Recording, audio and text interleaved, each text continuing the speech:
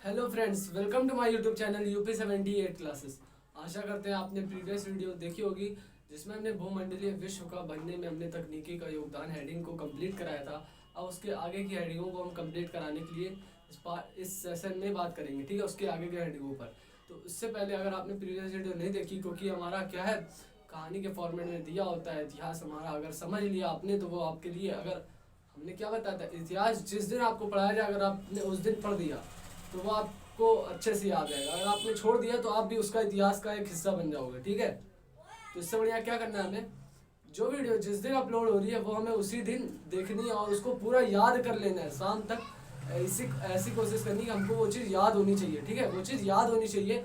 दोबारा हमें किस लिए को उठाना पड़े, खाली रिवीजन के लिए, वरना इतना अच्छा बता देंगे आपको कि रिवीजन भी नहीं करना पड़ेगा।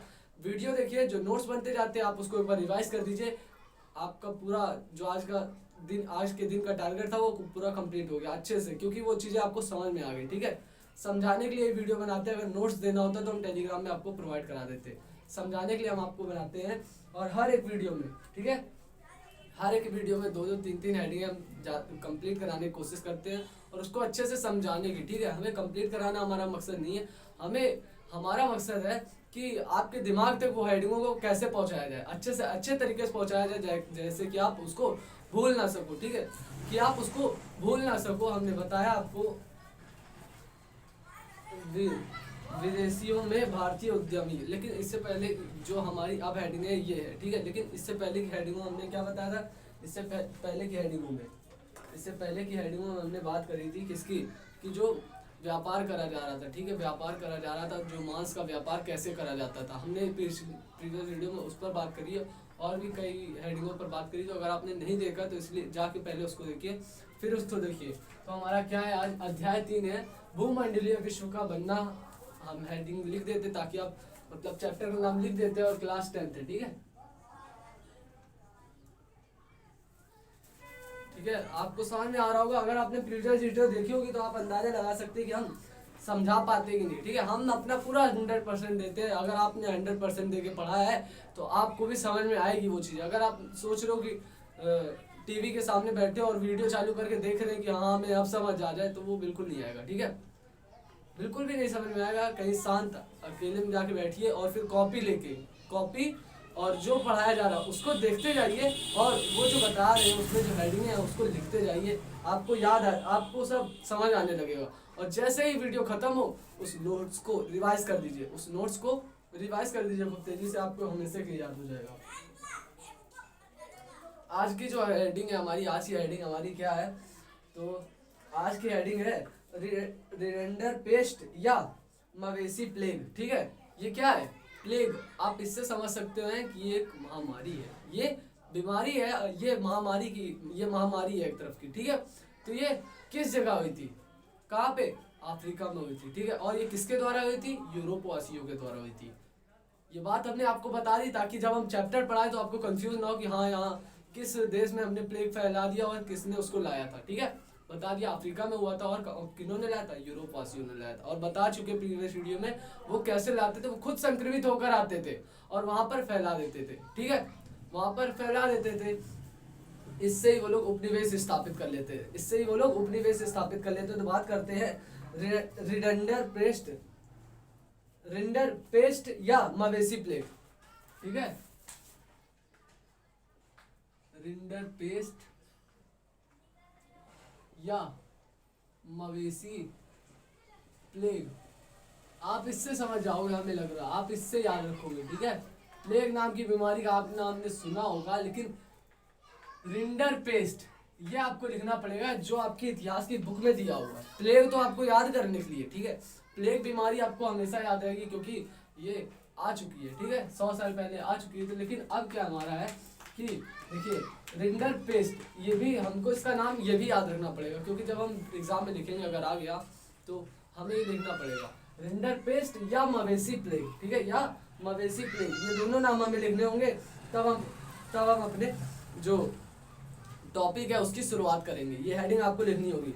तो बात करते हैं इसमें है क्या, इसके अंदर बातें क्या क्या है, ठीक है। हमने लिख तो दिया हेडिंग हमारी, इसके अंदर बातें क्या क्या है उसको हम समझते हैं, ठीक है, उसको समझते हैं। अफ्रीका में 1880 के दशक में आखिरी सालों में, ठीक है, 1880 के आखिरी सालों में। समझ में आ रहा है आपको?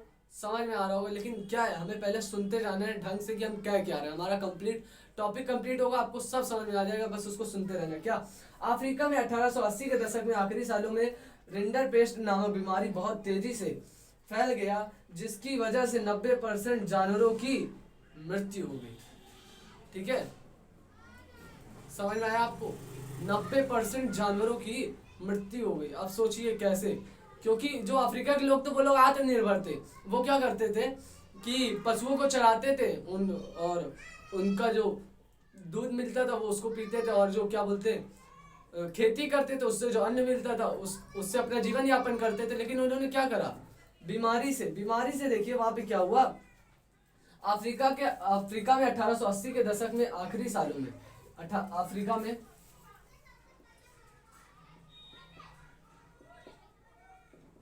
1880 के दशक में आखिरी सालों में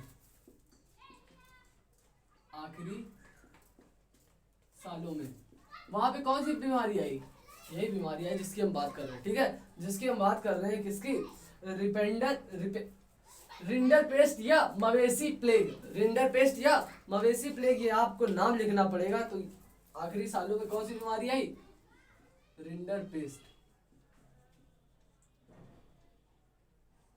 रिंडरपेस्ट नामक बीमारी वहां पे क्या हो गया, तेजी से फैलने लगी। रिंडरपेस्ट नामक बीमारी बहुत तेजी से फैलने लगी। बीमारी बहुत तेजी से फैलने लगी। कहां पे? अफ्रीका में। कंफ्यूज नहीं होना है, बहुत तेजी से फैलने लगी।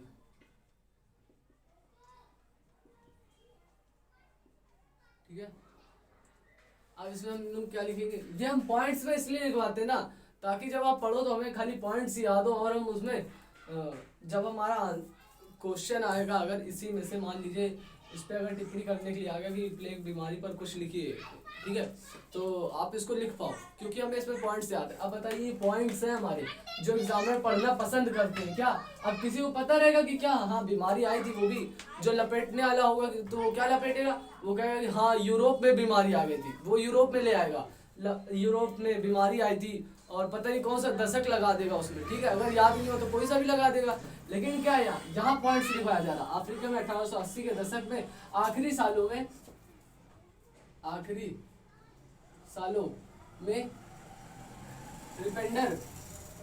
रिंडरपेस्ट नामक बीमारी बहुत तेजी से फैलने लगी। कहाँ पे? अफ्रीका में। अब इसके आगे का पॉइंट्स क्या है हमारा, अपनी सत्ता को मजबूत करने के लिए और अफ्रीकन लोगों को, ठीक है, वहां के लोगों को हमने क्या बताया, वो लोग गुलाम बनने के लिए मंजूर ही नहीं थे, कि हमें गुलाम नहीं बनना, हमें आत्मनिर्भर, हम जैसे जी रहे थे हमें वैसा ही जीवन जीना है। तो लेकिन देखिए, अब जब वहां के लोगों में कि जब बीमारी आई, ठीक है, जब बीमारी आई तो वहां के 90% यानी 90% जानवर मर गए। तो अब वो क्या करेंगे बताइए, जिससे उनके बच्चे जीवित रहते थे। ठीक है, अब लेकिन इसमें ये बात लिखिए, पहले क्या लिखेंगे, जिसकी वजह से वहां 90% जानवर मर गए, जिसकी वजह से वहां 90% जानवर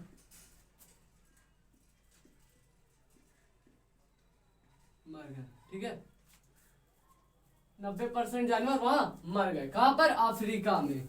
हमने क्या बताया, वो बस पशुपालन करते थे और क्या करते थे, कृषि करते थे, इसी से उनका जीवन चलता था। आप क्या लिखेंगे इसमें, और महत्वपूर्ण पॉइंट हमारे क्या है, अपनी सत्ता को मजबूत करने और अफ्रीकियों के श्रम को बाजार में धकेलने के लिए, ठीक है, अब उनको श्रमिक बनाने के लिए उनके पास एक अच्छा कारण आ चुका था। क्योंकि अब बताइए, जिसके क्या जानवर मर गए, तो वो अब बताइए उसके पास क्या आया, एक ही सोर्स रह गया था, वो भी खेती। और खेती किस मारे नहीं हो पाएगी, कि जब वहां पे नियम लागू कर दिया कि आप खुलेआम घूम नहीं सकते, तो आप जानवर ना चरा पाते तो भी वो मारे जाते। ठीक है, जानवर आप चरा नहीं पाते तो भी वो मारे जाते, और जब आप बाहर नहीं निकलेंगे तो खेती करने कैसे जाएंगे। अब जानवर तब भी मरने थे, लेकिन वहां पे क्या हो गया, वहां पे हमारी बीमारी आ गई। बीमारी आ गई, उसको हमने लिखा जिसकी वजह से 90% जानवर मर गए। और उसमें लिखेंगे अपनी सत्ता को मजबूत करने के लिए, अपनी सत्ता को मजबूत करने के लिए और अफ्रीकियों यानी अफ्रीकन जो वासी थे वहां के श्रम को के श्रम बाजार में धकेलने के लिए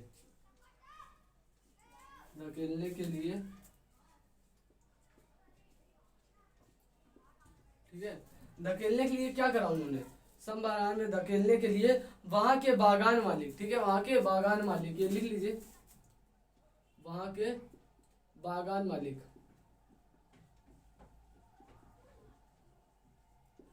समझते जाइए, आपको याद आएगा, ठीक है। बागान मालिक वहां के जो बागानों के जो मालिक थे, वहां के उनके जो वहां के अफ्रीकन वासी थे उनको श्रम बाजार में धकेलना, और वहां के जो बागान मालिक थे उनसे, और बागान मालिक खान मालिकों और औपनिवेशिक सरकार ने खान के मालिकों, ठीक है, जो खाने होती है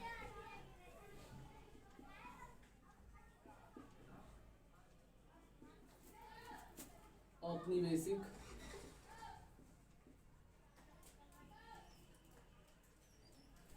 सरकारों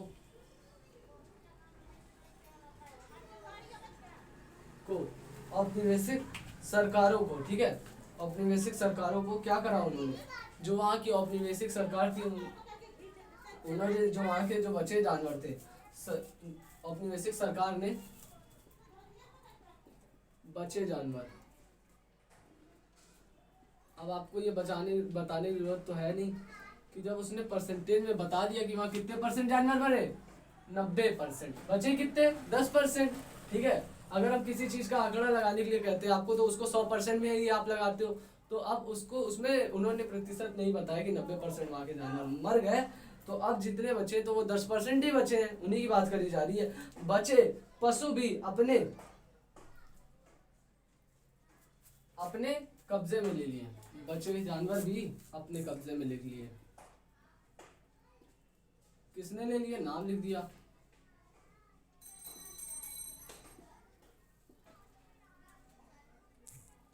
जो वहाँ के खान मालिक थे और औपनिवेशिक सरकार थी, और जो बागान मालिक थे उन्होंने बचे कुछ जानवरों को खुद ले लिया। अब अफ्रीका के लोगों के पास कोई दूसरा काम नहीं था, अब अफ्रीका के लोगों के पास, लिख लीजिए ये बात, अब अफ्रीका के लोगों के पास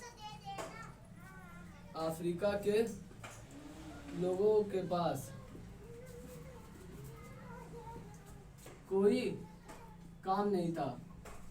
बता दिया क्यों नहीं था, ठीक है, बता दिया कोई काम नहीं था। ये बात आपको समझ में आ रही है, ठीक है। उनके पास अब कोई काम नहीं था, क्योंकि अब जब उनसे पशु भी ले लिए गए, आधे तो वो मर गए, आधे जो ले लिए गए अब वो क्या करेंगे, अब जब उनके पास पशु नहीं है तो वो उनको चराएंगे भी नहीं, ठीक है। अब जब वो रहे नहीं तो चराएंगे कैसे, तो उसी की बात कही जा रही है।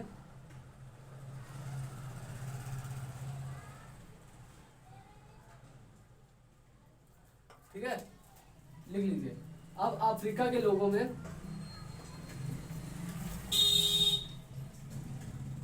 ठीक है, उनके पास अब कोई काम नहीं रह गया, क्योंकि अब जब उनको बाहर नहीं जाने दिया जा रहा, खेती कैसे करेंगे, जानवर मर गए, और जो बचे थे उन्होंने ले लिए, जिन जिन लोगों ने लिए उनके नाम लिख दिए गए। उनके पास एक ही विकल्प था कि यूरोपियों के लिए काम करें। अब क्या बन गए वो, अब वो गुलाम बने। अब बताइए, उनके सारे संसाधनों को खत्म कर दिया गया, अब वो उनके पास क्या विकल्प बचा, अब उनके पास एक ही विकल्प बचा कि अब हमें गुलाम बनना पड़ेगा, किसका, यूरोप वासियों का। तो ये लिखना पड़ेगा हमको, क्या लिखेंगे कि उनके पास एक ही विकल्प था, यूरोप वासियों के लिए काम करना। उनके पास एक ही विकल्प था, यूरोप वासियों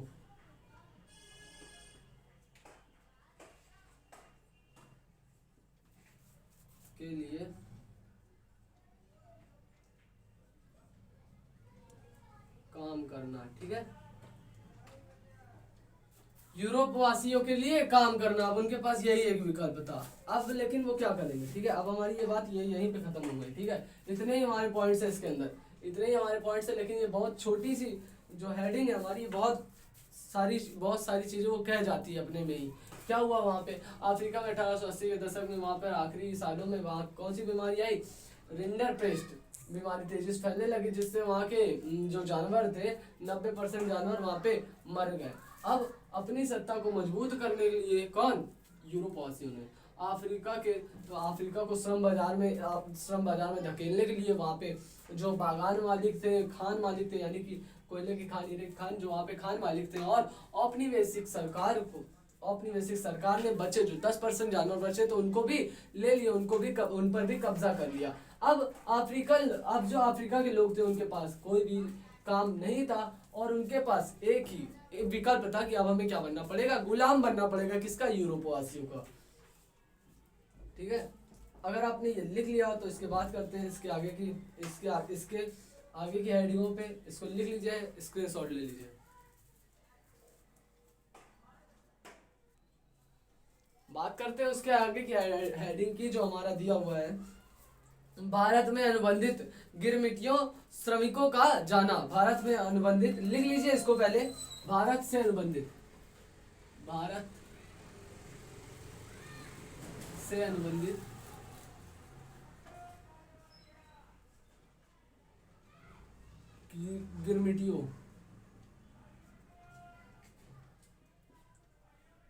गिरमिटियों का क्या जाना, गिरमिटियों श्रमिक का जाना।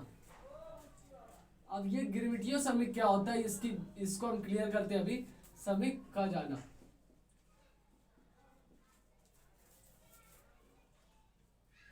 ये सब खाली किस लिए इतना सब कुछ करा गया, कि अफ्रीका पर उपनिवेश स्थापित करा जा सके। बताइए, इतनी सारी जो चालें चली गई यूरोप वासियों की तरफ से, देख लीजिए।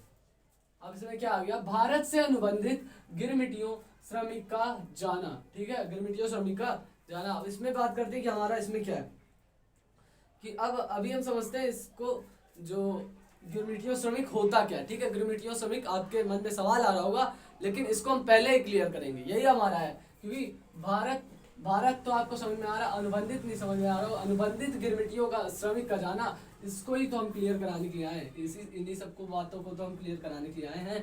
तो लिख लीजिए क्या होता है जो गिरमिटियों श्रमिक होते हैं वो क्या होता है, ठीक है। जब कोई व्यक्ति किसी मजदूर को एक निश्चित समय की अवधि के लिए, ठीक है, जब कोई व्यक्ति किसी मजदूर को किसी निश्चित समय की अवधि के लिए अपने साथ ले जाता है, क्या, काम कराने के लिए पैसे देकर, कि मतलब अब उनको क्या कहा गया, कि जैसे कि हमने किसी लड़के से कहा, या मान लीजिए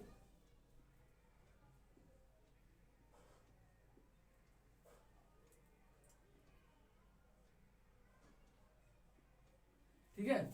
अब बताइए, हर जगह राम बदनाम है तो हम इन्हीं का नाम लेते हैं। अब मान लीजिए इसका राम है, ठीक है। हमने क्या करा, हमने इनसे कहा तुम हमारे साथ चलो, ठीक है, एक निश्चित समय के लिए, मान लिया 1 महीने के लिए, ठीक है, 1 महीने के लिए मान लिया, उसको समय भी बता दिया। अब उसको समय बता दिया, बस खाली ये। अब उसको क्या करेंगे, एक निश्चित समय की अवधि के लिए, कि कहीं हम काम पर ले जाएंगे, ठीक है, कि मान लो कहीं पत्थर तोड़वाना है, अब पेड़ कटवाने, तो उसको हम कुछ बताएंगे नहीं, काम हम बताएंगे नहीं, उसको हम कहेंगे कि तुम हमारे साथ चलो, एक निश्चित समय बता देंगे और कहेंगे हम तुम्हें काम देंगे, बस इतना बता देंगे। उसको क्या काम है ये भी नहीं बताएंगे, और कितना पैसा देंगे ये भी नहीं बताएंगे, ना जो निश्चित समय दिया है वो भी निश्चित नहीं है, ठीक है। क्या कर रहे हैं, एक तरफ से झूठ बोलकर उसको फंसा रहे हैं कि तुम हमारे साथ चलो, हम तुम्हें काम देंगे निश्चित समय की अवधि देकर, निश्चित समय की अवधि बताकर। तो उसको कैसे बताएंगे हम, कि जब कोई व्यक्ति किसी मजदूर को एक निश्चित समय अवधि के लिए भाड़े पर ले जाता है और उसे किसी अन्य देश में ले जाकर काम देते हैं, उसे अनुबंधित श्रमिक कहते हैं, ठीक है। ये कौन हो गया, अनुबंधित श्रमिक।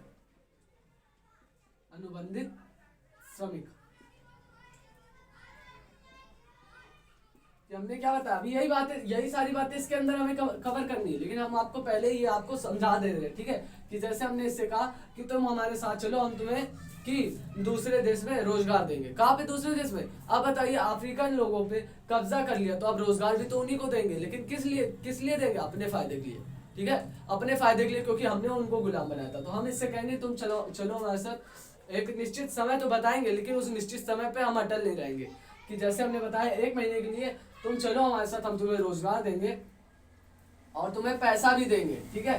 तो उसको ले जाया जाता था, ना उसे जगह बताई जाती थी, ना उसे काम बताया जाता था, और फिर उससे काम करवाते थे वो, और वो पैसा भी नहीं देते थे, झूठ बोलकर लाते थे। एक तरफ से आप समझ लीजिए, झूठ बोलकर लाते थे और उनसे काम करवाते थे। तो लिख लेते इसको, ठीक है। यही अनुबंधित श्रमिक का मतलब यही होता है, ठीक है। अनुबंधित श्रमिक का मतलब यही होता है। अब आपको कुछ नहीं समझना पड़ेगा इसमें, बस यही एक पॉइंट था। जब कोई व्यक्ति किसी मजदूर को एक निश्चित समय अवधि के लिए, जब कोई व्यक्ति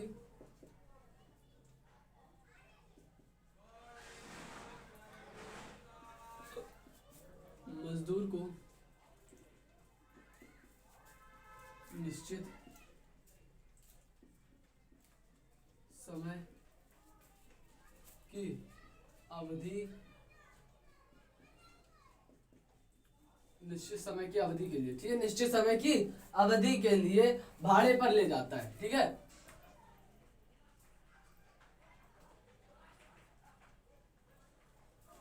भाड़े पर ले जाता है कि तुम चलो हमारे साथ, हम तुम्हें काम देंगे और उसके बदले हम पैसा देंगे। तो ये हमारा क्या, भाड़े पर उस व्यक्ति को ले जा रहे हैं। अगर मान लो उसको हम अपने घर ही ला रहे हैं, ठीक है, पेंट कराने के लिए, हम कि हमारे घर पे पेंट कर दो, तो उसको हम किस पे लाएंगे? भाड़े पर लाएंगे, उसको पैसा देंगे उसके काम के बदले। तो हमने उसको लिखा भाड़े पर ले जाते थे, और किसी अन्य देश में ले जा करके, और किसी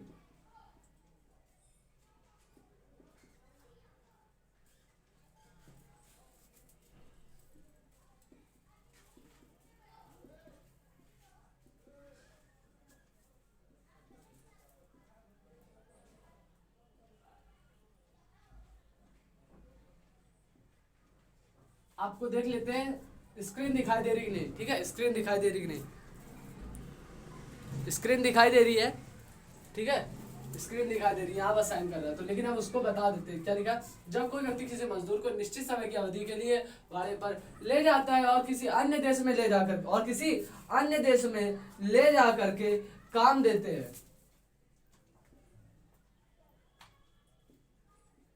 ठीक है, काम देते हैं, तो उसे क्या कहते हैं? काम देते हैं, उसे अनुबंधित श्रमिक कहते हैं, उसे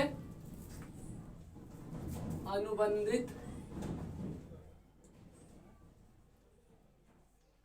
श्रमिक कहते हैं, ठीक है, अनुबंधित श्रमिक कहते हैं। समझ लिया आपने क्या है इसका और कैसे करना है, इसको कैसे लिखना है एग्जाम में? अगर आ गया तो अनुबंधित श्रमिक पे तो कैसे लिखेंगे? जब कोई व्यक्ति किसी मजदूर को निश्चित समय के लिए भाड़े पर ले जाकर के किसी अन्य देश में काम देता है, उसे अनुबंधित श्रमिक कहते हैं। अनुबंधित श्रमिक कहते हैं, याद कर लीजिए, डेफिनेशन याद कर लीजिए, समझा दिया है, ठीक है, समझा दिया है। अब आपसे कोई जीवन में भी पूछेगा तो आपको याद होना चाहिए, गलती आपकी होगी अगर भूल गए, ठीक है। बता दिया आपको अनुबंधित श्रमिक होता क्या है, मार्शल लॉ क्या होता है, ये सब हमने बातें बताई है, ठीक है। मार्शल लॉ क्या होता है, और भी कई सारे लॉ हमने जो उसमें लागू करे गए थे भारत में राष्ट्रवाद में, हमने उसको समझाया था, ठीक है। तो आप उसको भी पढ़िए, प्रीवियस वीडियो देखते रहा करिए ताकि आपको रिवीजन होता रहे, ठीक है। अगला क्या है? 19वीं सदी में भारत और चीन के लाखों मजदूरों को, 19वीं सदी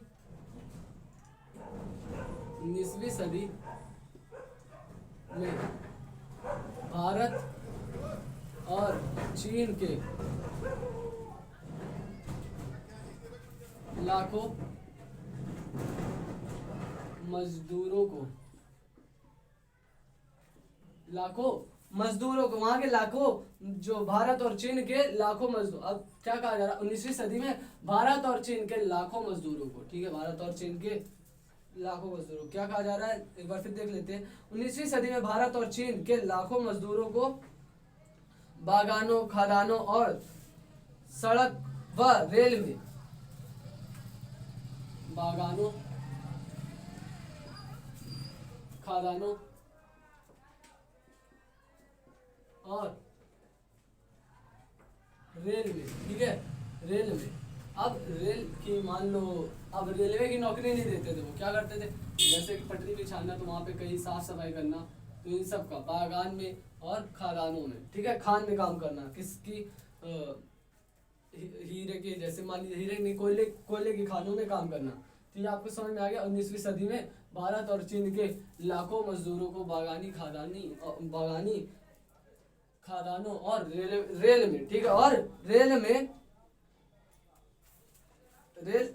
भी, रेल की नौकरी के लिए भी, में निर्माण परियोजनाओं में काम करने के लिए, निर्माण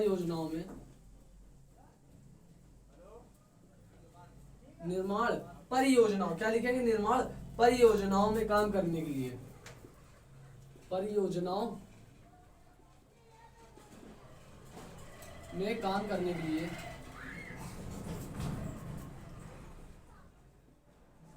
परियोजनाओं में काम करने के लिए, अब वहां पे काम करने के लिए, ठीक है, काम करने के लिए दूर दूर के देशों में ले जाया जाता था, दूर दूर के देशों में ले जाया जाता था, दूर दूर के देशों में ले जाया जाता था।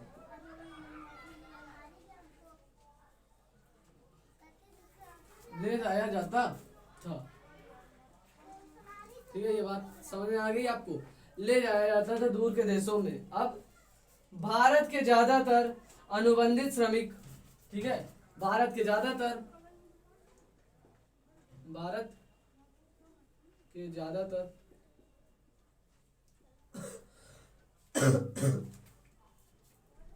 अनुबंधित श्रमिक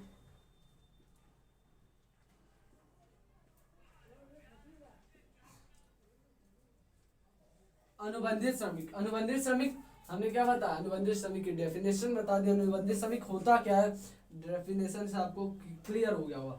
मौजूद पूर्व उत्तर प्रदेश, बिहार, मध्य प्रदेश, मध्य भारत, ठीक है, मध्य भारत, तमिलनाडु लिखेंगे, मौजूद। अब आपको लिखना पड़ेगा, ठीक है, ये जो हमारी जितनी भी बातें, इसको आपको लिखते चलना है, ठीक है, कुछ भी छोड़ना नहीं है। अगर आपने छोड़ा तो आपके लिए वो हमेशा के लिए गायब हो जाएगा, क्योंकि आपने उसको लिखा ही नहीं है कहीं पे, ठीक है, मौजूद। अब जो भारत में मौजूद कहाँ पर पे, उत्तर प्रदेश, भारत में मौजूद उत्तर प्रदेश, ठीक है, उत्तर प्रदेश, मध्य प्रदेश, और कहाँ पर पे, तमिलनाडु,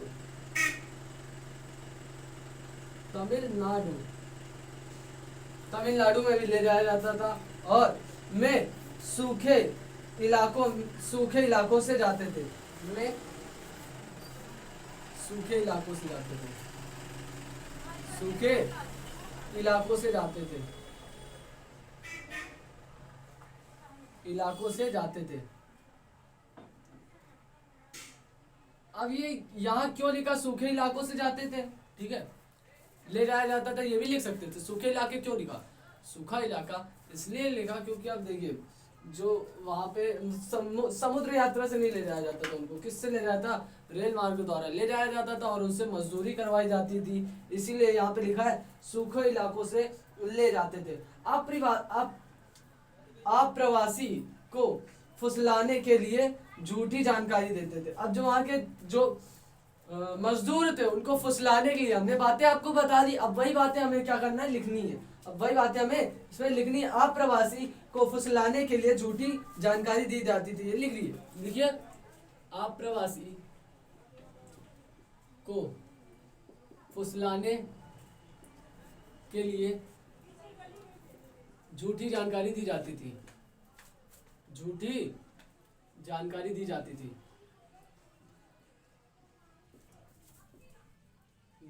थी, ठीक है, लिखा आपने, झूठी जानकारी दी जाती थी। अब वो जानकारियों की बात कर लेते हैं। क्या बताया, ना निश्चित समय बताया जाता था, ना काम बताया जाता था कि तुम जाओगे जब दूसरे देश तो तुमको क्या काम दिया जाएगा, और ना निश्चित समय बताया जाता था कि और उनका ये भी नहीं पता रहता कि वहां जाके जिंदा भी रहेंगे कि मर जाएंगे, ठीक है, उनको ये भी नहीं पता रहता, लेकिन वो क्या करते थे, अब उनको जाना था क्योंकि उनके पास जो आत्मनिर्भर की जिसके बलबूते पे कहते थे कि वो हम आत्मनिर्भर है, जानवर मर गए और उनको कृषि करने नहीं दी जा रही, तो वो क्या करेंगे, अब श्रम ही करेंगे। अब वो गुलाम की अवस्था में ही आ गए थे, ठीक है। कहाँ जाना है, क्या काम करना है, यात्रा के साधन क्या होंगे, लिख लीजिए। कहाँ जाना है, ठीक है, क्या काम करना है, क्या काम करना है, और क्या लिखेंगे, क्या काम करना है बताया आपको। यात्रा के साधन क्या होंगे, यात्रा के साधन क्या होंगे, यात्रा के साधन,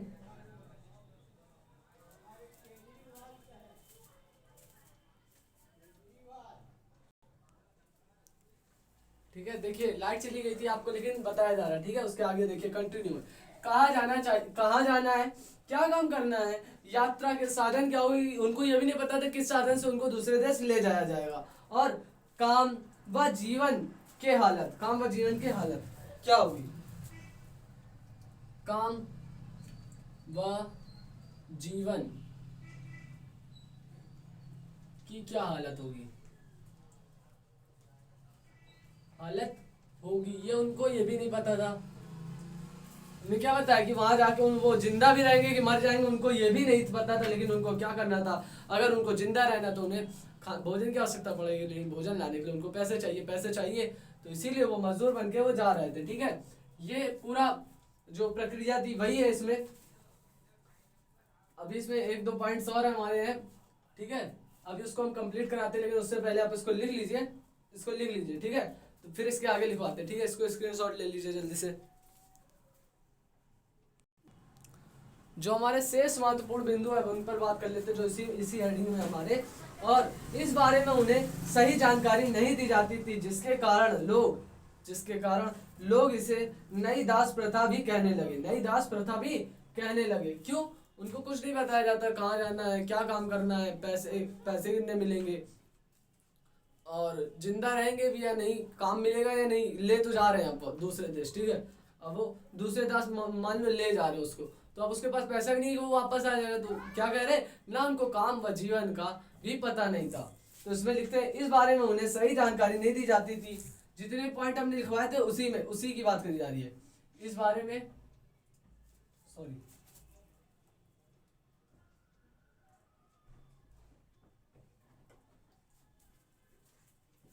इस बारे में उन्हें सही जानकारी नहीं दी जाती थी, ठीक है, सही जानकारी नहीं दी जाती थी।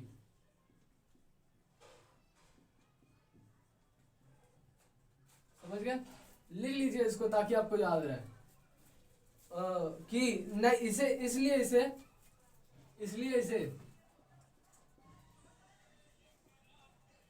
नई दास प्रथा भी कही जाने लगी, नई दास प्रथा भी कहा जाने लगा,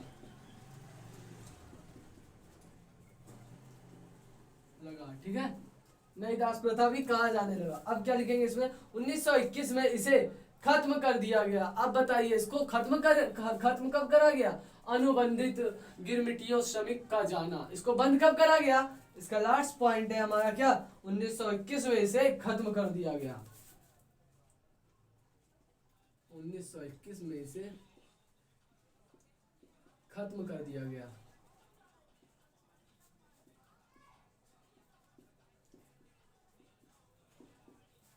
अब इसी पे एक एग्जांपल लेके बताते हैं आपको, ठीक है, वर्तमान समय में उसको एग्जांपल लेके बताते हैं कि हाँ इसका सही असर क्या हुआ था, इसका सही असर किस पर पड़ा था, उसको हम बताते हैं, ठीक है। ये अगर लिखा होगा आपने तो इसको लिख लीजिए, नहीं लिखा तो इसको क्या बोलते हैं, स्क्रीनशॉट ले लीजिए, ठीक है, इसको स्क्रीनशॉट ले लीजिए। लेकिन बात करने जा रहे हैं इसमें कि जो ये हमारी अनुबंधित जो हमारे श्रमिक थे उनको ले जाया जाता था कि बिना बताए, ठीक है, बिना बताए कि उनको क्या रोजगार दिया जाएगा, किस साधन से ले जाया जाएगा और पैसे कितने दिए जाएंगे, जिंदा रहेंगे या नहीं ये भी नहीं बताया जाता था, और उनको दूसरे देश ले जाया जाता था और क्या झूठ बोल करके कि चलो हम तुम्हें काम देंगे। तो ऐसे ही मान लीजिए एक एग्जाम्पल ले लीजिए, ठीक है, हम नाम बता रहे हैं और बताइएगा हम सही कह रहे हैं नहीं। राम नरेश सरवन, ठीक है, राम नरेश सरवन क्रिकेटर है कि नहीं, ठीक है, आप सभी जानते हैं राम नरेश सरवन जी को, राम नरेश सरवन जी को आप सभी जानते हैं, उन्हीं को बात करी जा रही है, राम नरेश सरवन जी को और शिवराज चंद्रपाल, ठीक है, इनको भी जानते होंगे, चंद्रपाल जी को भी, ये भी हमारे। अब आपको ये नाम सुन के आपको ऐसा लग रहा होगा कि राम नरेश सरवन, अब आपको ये नाम देख के ऐसा लग रहा होगा कि मानो ये भारतीय है, ठीक है, भारत के नाम लग रहे हैं, तो लेकिन ये भारतीय तो है, लेकिन किस लिए भारतीय अब पूरी तरह नहीं रहे, क्योंकि इनको मजदूर बनाकर ले जाया गया था, मतलब अब जो इन्हीं को नहीं, मतलब कि इनके यहाँ के लोगों को मजदूर बना के ले जाया जा रहा है पहले के समय में। तो अब जो वहाँ पे भी जो प्रजातियां फैली उनकी, तो उनमें ही हमारे क्या है ये लोग आए, तो इनका नाम आपको लगेगा कि हाँ ये भारत के ही नाम है, लेकिन ये असल में है नहीं, ठीक है, अब ये भारत के नाम है नहीं, तो इनका नाम ही पड़ा था। और विदेश में भारतीय उद्यमी, इसमें लिखिए विदेशी में भारतीय उद्यमी, लिख लीजिए विदेशों में भारतीय उद्यमी, विदेशों में भारतीय उद्यमी, भारतीय उद्यमी। अगर आपने नहीं लिखा इसको लिखिए, पहले इसको लिखिए, फिर हम आप इसको इसके महत्वपूर्ण बिंदु बताते हैं, ठीक है, इसको लिख लीजिए जल्दी से। विदेशों में भारतीय उद्यमी, ठीक है, विदेशों में भारतीय उद्यमी क्या हुआ वहां पे, ठीक है, विदेशों में भारतीय उद्यमी पर बात करने जा रहे हैं। क्या है इसमें क्या है, हमने जो क्रिकेटरों के नाम बताए वो आपको नाम सुनकर लग रहा होगा कि हाँ ये भारतीय नाम है, लेकिन ये है नहीं, ठीक है, यह है नहीं, क्योंकि इनको जब मजदूर बनाकर ले जाया गया तो वहाँ पे वो लोग काम करते थे, तो उनकी प्रजातियां वहाँ पर जाएंगी, तो उन्हीं वहाँ पे नाम अलग अलग हो गए। लेकिन ये क्या है, अफ्रीका के लोग हैं, अफ्रीकी लोग हैं, लेकिन इनका नाम कैसा लग रहा है, भारतीय लग रहा है, ठीक है, भारतीय लग रहा है। अब इसमें क्या लिखेंगे, विश्व बाजार के लिए खाद्य पदार्थ फसलों उगाने के वास्ते, विश्व बाजार लिख लीजिए, विश्व बाजार के लिए खाद्य पदार्थ, विश्व बाजार के लिए खाद्य पदार्थ व फसलें उगाने के लिए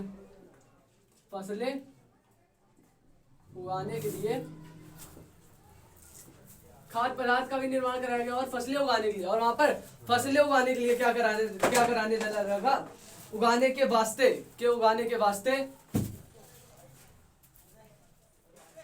वहां पे पूंजी लगती थी। अब बताइए कहीं पे अगर व्यापार करा जा रहा, मान लीजिए खाद्य उत्पन्न करा जा रहा, तो क्या वहां पे पैसे नहीं लगेंगे, पैसे लगेंगे, सभी के लगेंगे। तो वैसे ही वहां पे क्या होता है कि जो वहां के लोग थे, अब वो खाद्य उत्पन्न कराने के लिए वहां पे जाते थे। अब विश्व बाजार उसको घोषित करा जा रहा था, अब विश्व बाजार के लिए जो वहां पे खाद्य उत्पन्न कराया जा रहा था, उसी की बात कराई जा रही है।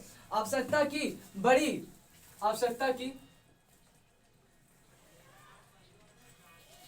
लिख लीजिए, आवश्यकता की बड़ी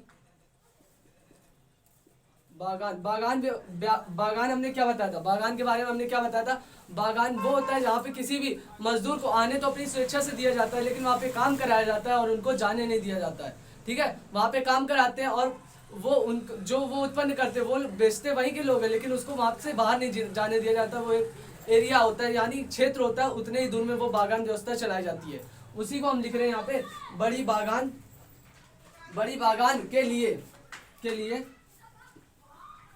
तो बड़ी बागान के लिए तो बाजार और बैंकों से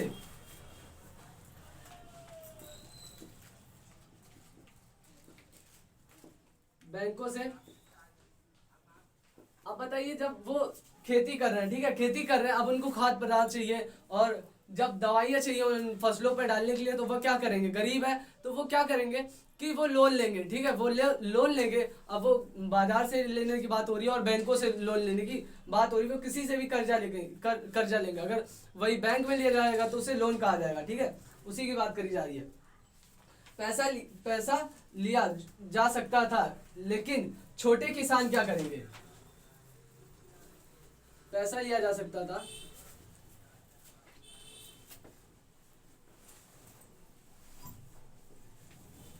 जो बड़े किसान थे वही तो ले सकते हैं ना बैंकों से पैसा, वही तो लोन ले सकते हैं, लेकिन वो क्या है, और जो छोटे किसान है वो क्या करेंगे, जो छोटे किसान है वो क्या करेंगे, वो भी तो लिखिए। जो छोटे किसान है